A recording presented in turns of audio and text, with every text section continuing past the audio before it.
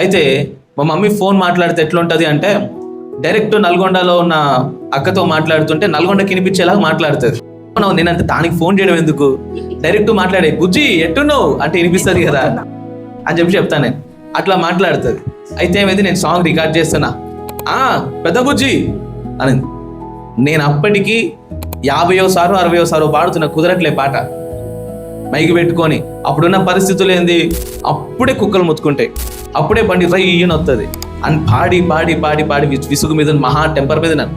అప్పుడే అమ్మకు ఫోన్ వచ్చింది, గట్టి మొత్తుకునేటప్పటికి నేను చాలా దురుసుగా అరిచా. ఒకసారి చెప్తే అర్థం కాదా, ఒకసారి చెప్తే వీళ్ళకి అర్థం కాదు, మైండ్ పనిచేయదు అని చాలా కసురుకున్నాను. సారీ సారీ సారీ ఇంకా బయటికి పోతాను వెళ్ళిపోయింది.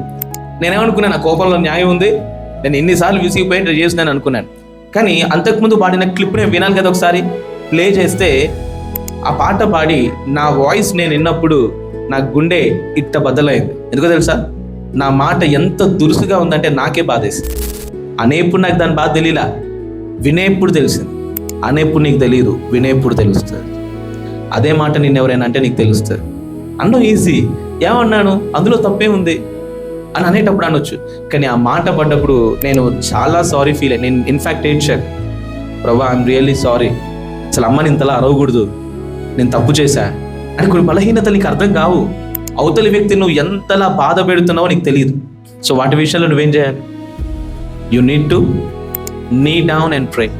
మనం చేసే చిన్న చిన్న మిస్టేక్స్ నువ్వు చిన్నది అనుకుంటావు, కానీ అవతల వ్యక్తిని చాలా దారుణంగా హర్ట్ చేస్తుంది. హర్ట్ అయిపోయినటువంటి ఆ వ్యక్తి మనసులో ఉండేటువంటి మూలుగు శాపంగా నీ మీద పడుతుంది.